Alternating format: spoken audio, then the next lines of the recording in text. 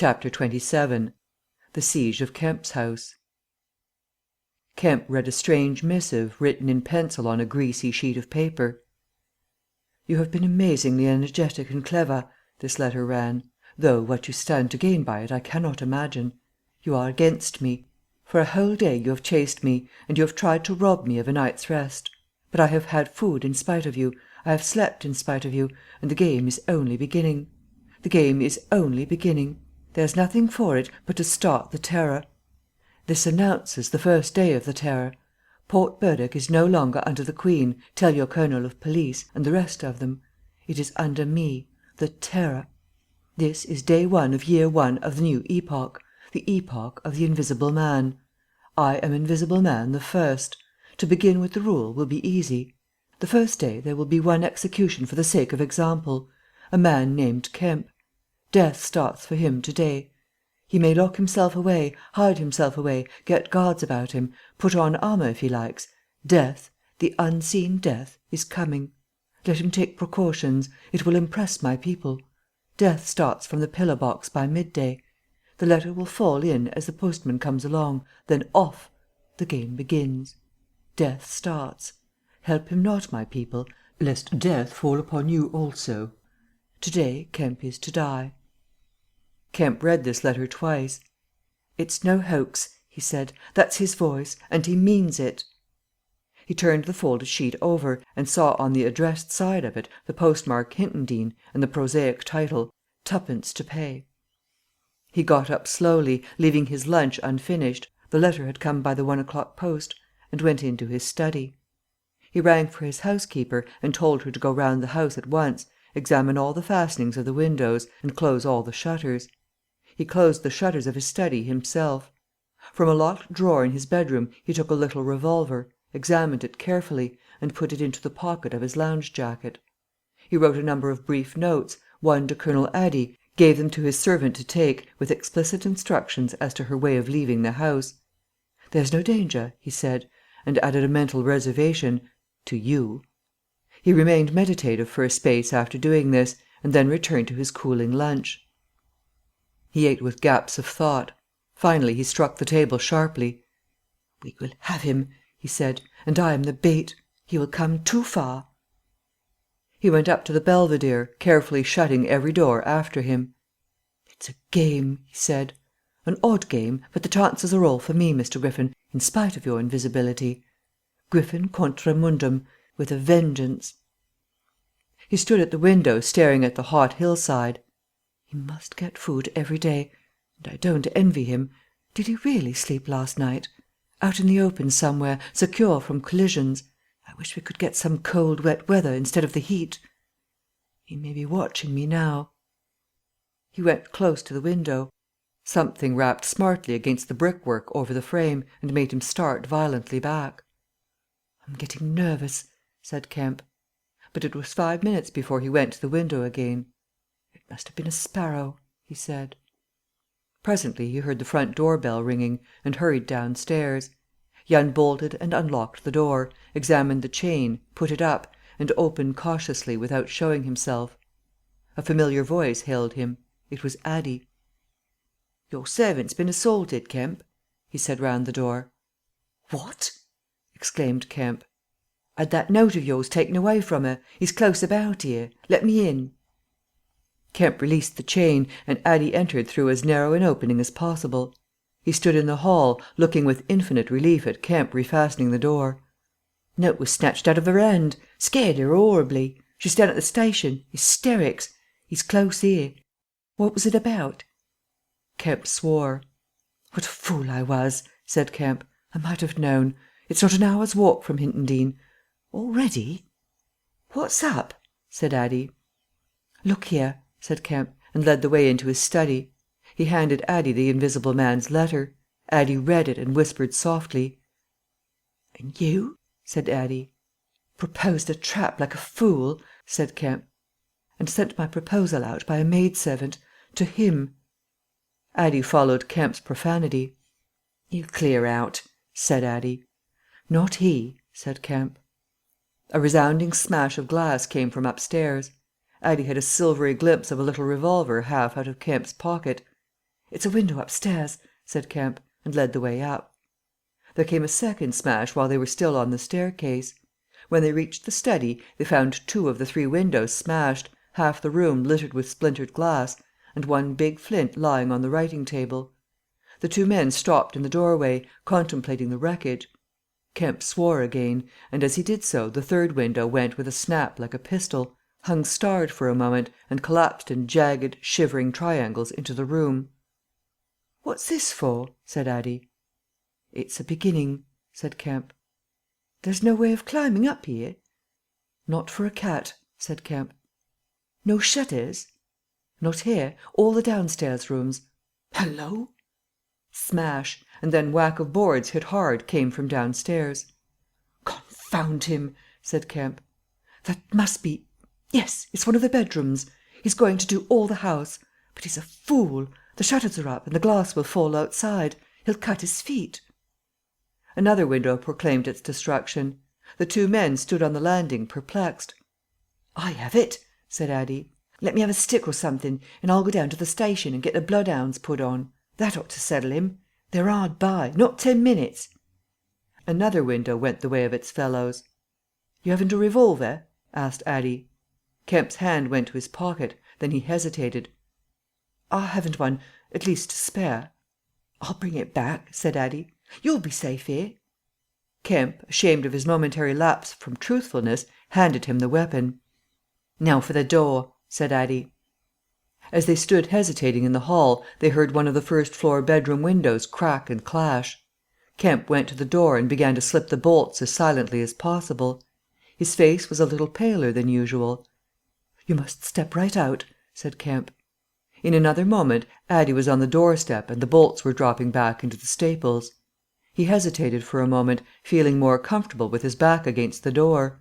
Then he marched, upright and square, down the steps. He crossed the lawn and approached the gate. A little breeze seemed to ripple over the grass. Something moved near him. "Stop a bit," said a voice, and Addie stopped dead and his hand tightened on the revolver. "Well?" said Addie, white and grim, and every nerve tense. "Oblige me by going back to the house," said the voice, as tense and grim as Addie's. "Sorry," said Addie a little hoarsely, and moistened his lips with his tongue. The voice was on his left front, he thought. Suppose he were to take his luck with a shot? "What are you going for?" said the voice, and there was a quick movement of the 2, and a flash of sunlight from the open lip of Addie's pocket. Addie desisted and thought. "Where I go," he said slowly, "is my own business." The words were still on his lips when an arm came round his neck, his back felt a knee, and he was sprawling backward. He drew clumsily and fired absurdly, and in another moment he was struck in the mouth and the revolver wrested from his grip. He made a vain clutch at a slippery limb, tried to struggle up and fell back. "Damn!" said Addie. The voice laughed. "I'd kill you now if it wasn't the waste of a bullet," it said. He saw the revolver in mid-air 6 feet off, covering him. "Well?" said Addie, sitting up. "Get up," said the voice. Addie stood up. "Attention," said the voice, and then fiercely, "don't try any games. Remember I can see your face if you can't see mine. You've got to go back to the house." "You won't let me in," said Addie.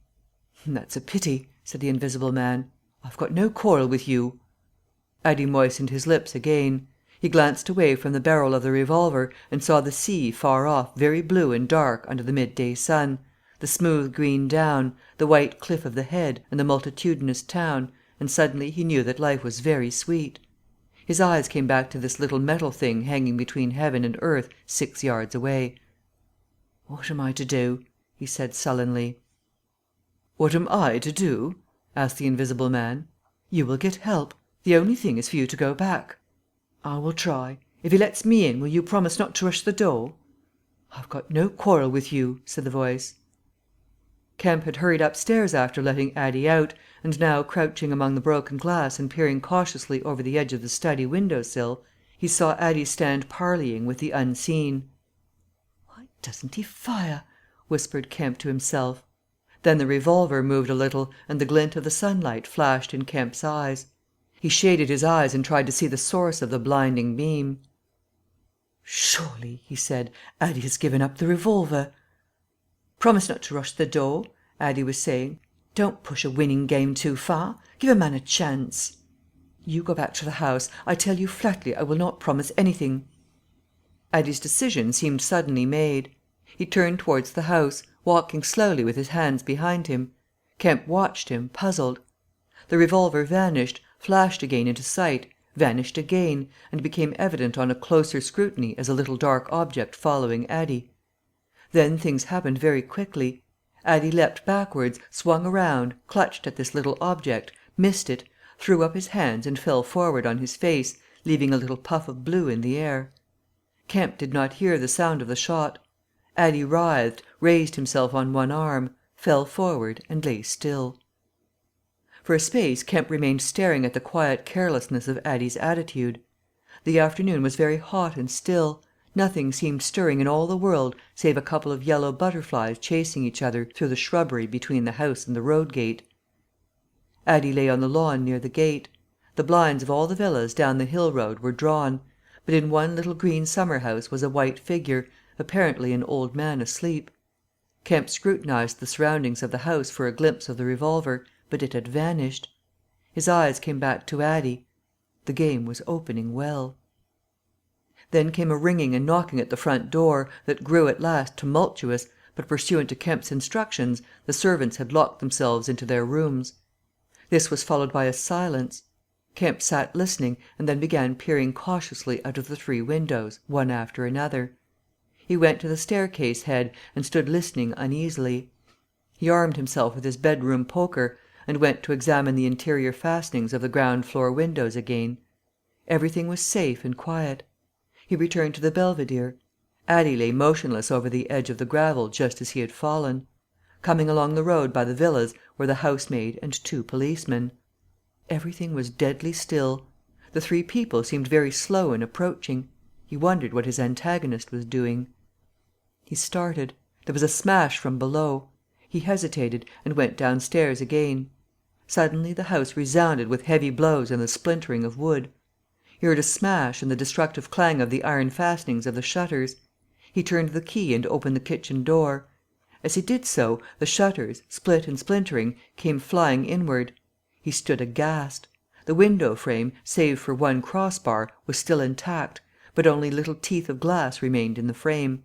The shutters had been driven in with an axe, and now the axe was descending in sweeping blows upon the window frame and the iron bars defending it. Then suddenly it leapt aside and vanished. He saw the revolver lying on the path outside, and then the little weapon sprang into the air. He dodged back.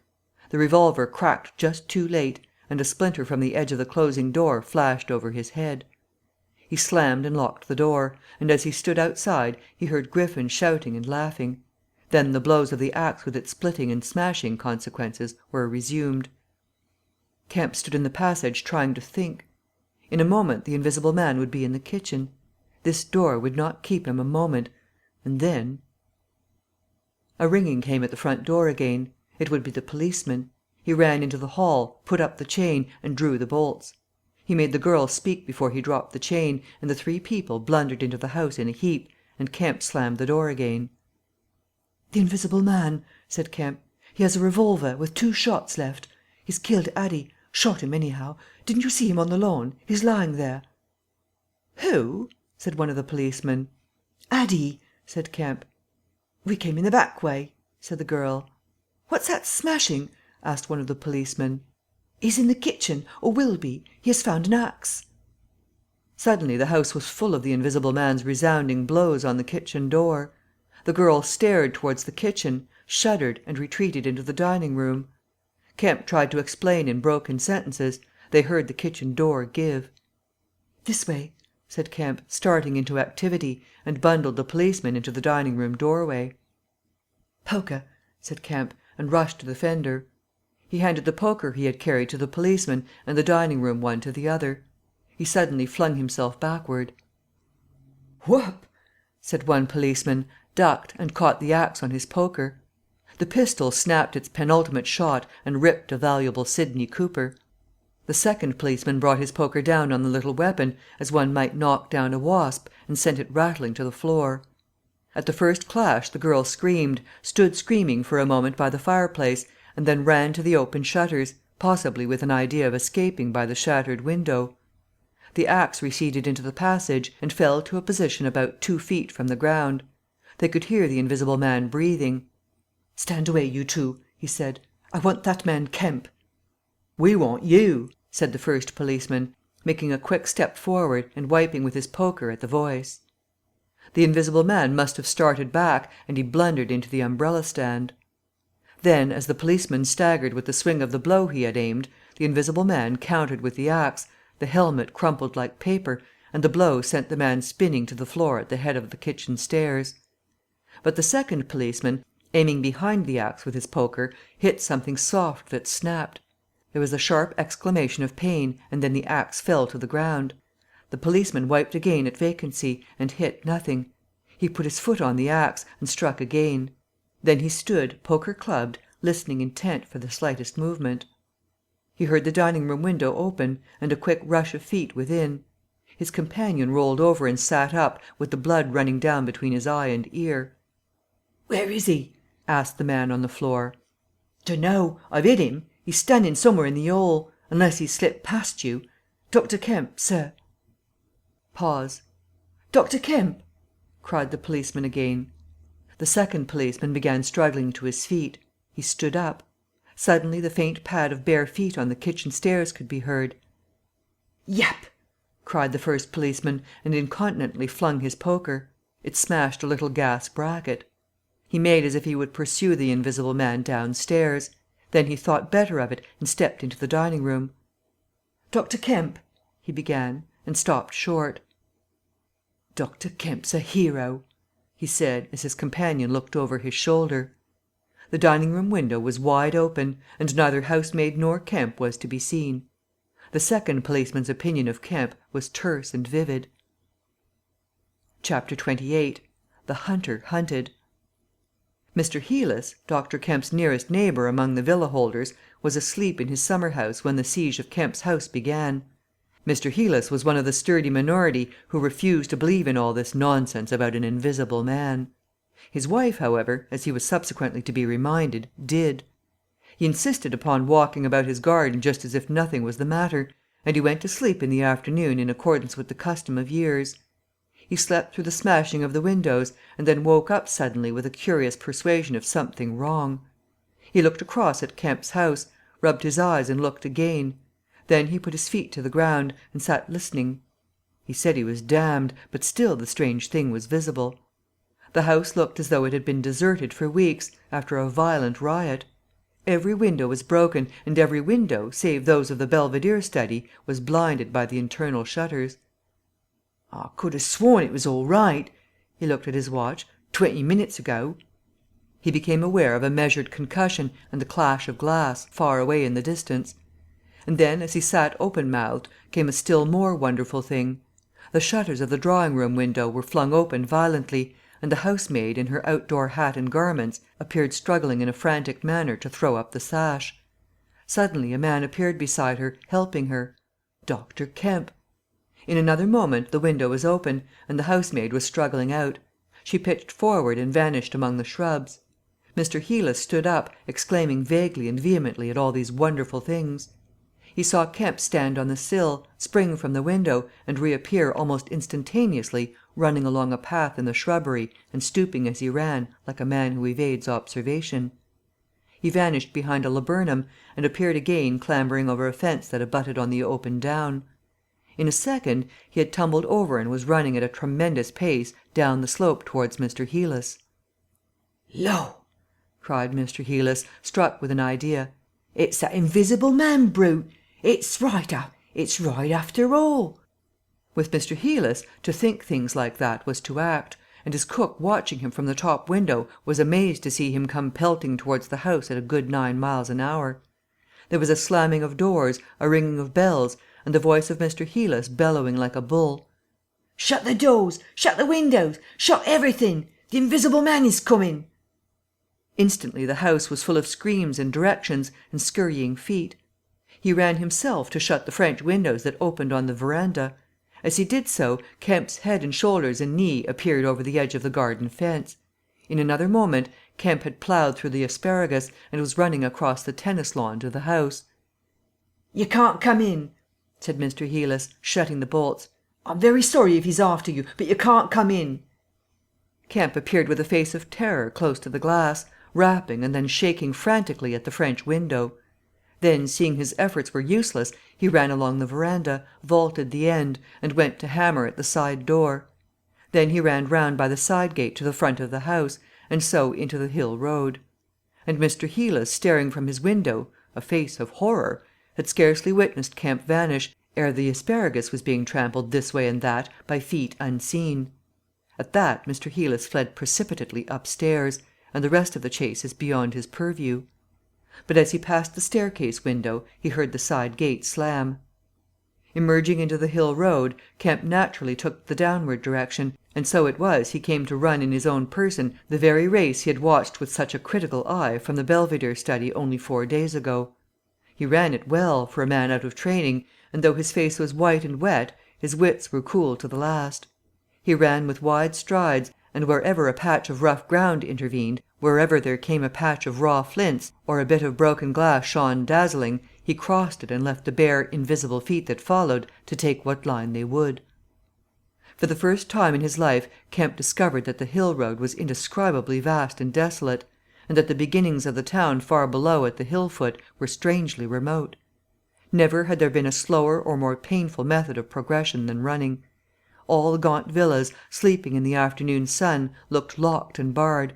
No doubt they were locked and barred by his own orders, but at any rate they might have kept a look-out for an eventuality like this.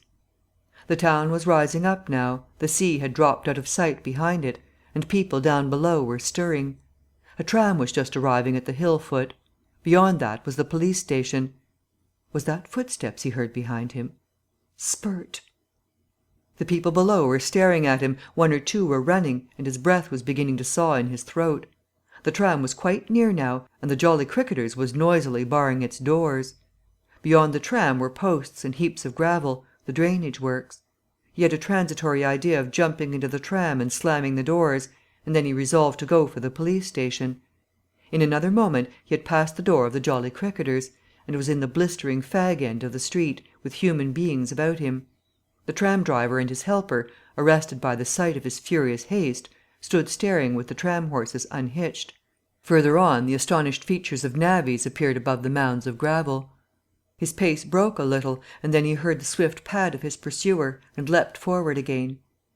"The Invisible Man!" he cried to the navvies, with a vague indicative gesture, and by an inspiration leapt the excavation and placed a burly group between him and the chase. Then, abandoning the idea of the police station, he turned into a little side street, rushed by a greengrocer's cart, hesitated for the 10th of a second at the door of a sweetstuff shop, and then made for the mouth of an alley that ran back into the main hill street again. 2 or 3 little children were playing here, and shrieked and scattered at his apparition, and forthwith doors and windows opened and excited mothers revealed their hearts. Out he shot into Hill Street again, 300 yards from the tram-line end, and immediately he became aware of a tumultuous vociferation and running people. He glanced up the street towards the hill. Hardly a dozen yards off ran a huge navvy, cursing in fragments and slashing viciously with a spade, and hard behind him came the tram conductor with his fists clenched. Up the street others followed these two, striking and shouting. Down towards the town men and women were running, and he noticed clearly one man coming out of a shop door with a stick in his hand. "Spread out! Spread out!" cried some one. Kemp suddenly grasped the altered condition of the chase. He stopped and looked round, panting. "He's close here!" he cried. "Form a line across!" He was hit hard under the ear, and went reeling, trying to face round towards his unseen antagonist. He just managed to keep his feet, and he struck a vain counter in the air. Then he was hit again under the jaw, and sprawled headlong on the ground. In another moment a knee compressed his diaphragm, and a couple of eager hands gripped his throat, but the grip of one was weaker than the other. He grasped the wrists, heard a cry of pain from his assailant, and then the spade of a navvy came whirling through the air above him, and struck something with a dull thud. He felt a drop of moisture on his face. The grip at his throat suddenly relaxed, and with a convulsive effort Kemp loosed himself, grasped a limp shoulder, and rolled uppermost. He gripped the unseen elbows near the ground. "I've got him!" screamed Kemp. "Help! Help! Hold! He's down! Hold his feet!" In another second there was a simultaneous rush upon the struggle, and a stranger coming into the road suddenly might have thought an exceptionally savage game of Rugby football was in progress. And there was no shouting after Kemp's cry, only a sound of blows and feet and heavy breathing. Then came a mighty effort, and the invisible man threw off a couple of his antagonists and rose to his knees. Kemp clung to him in front like a hound to a stag, and a dozen hands gripped, clutched, and tore at the unseen. The tram conductor suddenly got the neck and shoulders and lugged him back. Down went the heap of struggling men again and rolled over. There was, I am afraid, some savage kicking. Then suddenly a wild scream of "Mercy! Mercy!" that died down swiftly to a sound like choking. "Get back, you fools!" cried the muffled voice of Kemp, and there was a vigorous shoving back of stalwart forms. "He's hurt, I tell you! Stand back!" There was a brief struggle to clear a space, and then the circle of eager faces saw the doctor kneeling, as it seemed, 15 inches in the air, and holding invisible arms to the ground. Behind him a constable gripped invisible ankles. "Don't you let go of him!" cried the big navvy, holding a blood-stained spade. "He's shamming!" "He's not shamming," said the doctor, cautiously raising his knee, "and I'll hold him." His face was bruised and already going red. He spoke thickly because of a bleeding lip. He released one hand and seemed to be feeling at the face. "The mouth's all wet," he said, and then, "Good God!" He stood up abruptly, and then knelt down on the ground by the side of the thing unseen. There was a pushing and shuffling, a sound of heavy feet as fresh people turned up to increase the pressure of the crowd. People now were coming out of the houses. The doors of the Jolly Cricketers stood suddenly wide open. Very little was said. Kemp felt about, his hand seeming to pass through empty air. "He's not breathing," he said, and then, "I can't feel his heart. His side. Ugh!" Suddenly an old woman, peering under the arm of the big navvy, screamed sharply. "Look there!" she said, and thrust out a wrinkled finger. And looking where she pointed, every one saw, faint and transparent as though it was made of glass, so that veins and arteries and bones and nerves could be distinguished, the outline of a hand limp and prone. It grew clouded and opaque even as they stared. "Hullo!" cried the constable. "Here's his feet a showing." And so slowly, beginning at his hands and feet and creeping along his limbs to the vital centres of his body, that strange change continued. It was like the slow spreading of a poison. First came the little white nerves, a hazy grey sketch of a limb, then the glassy bones and intricate arteries, then the flesh and skin, first a faint fogginess, and then growing rapidly dense and opaque. Presently they could see his crushed chest and his shoulders, and the dim outline of his drawn and battered features. When at last the crowd made way for Kemp to stand erect, there lay, naked and pitiful on the ground, the bruised and broken body of a young man about 30. His hair and brow were white, not grey with age, but white with the whiteness of albinism, and his eyes were like garnets. His hands were clenched, his eyes wide open, and his expression was one of anger and dismay. "Cover his face," said a man. "For God's sake, cover that face!" And 3 little children, pushing forward through the crowd, were suddenly twisted round and sent packing off again. Some one brought a sheet from the Jolly Cricketers, and having covered him, they carried him into that house. And there it was, on a shabby bed in a tawdry, ill-lighted bedroom, surrounded by a crowd of ignorant and excited people, broken and wounded, betrayed and unpitied, that Griffin, the first of all men to make himself invisible, Griffin, the most gifted physicist the world has ever seen, ended in infinite disaster his strange and terrible career. The Epilogue. So ends the story of the strange and evil experiments of the Invisible Man. And if you would learn more of him, you must go to a little inn near Port Stowe and talk to the landlord. The sign of the inn is an empty board save for a hat and boots, and the name is the title of this story. The landlord is a short and corpulent little man with a nose of cylindrical proportions, wiry hair, and a sporadic rosiness of visage. Drink generously, and he will tell you generously of all the things that happened to him after that time, and how the lawyers tried to do him out of the treasure found upon him. "When they found they couldn't prove whose money was which, I'm blessed," he says, "if they didn't try to make me out a bloomin' treasure trove. Do I look like a treasure trove? And then a gentleman gave me £1 a night to tell the story at the Empire Music Hall, just to tell him in my own words, barring one." And if you want to cut off the flow of his reminiscences abruptly, you can always do so by asking if there weren't 3 manuscript books in the story.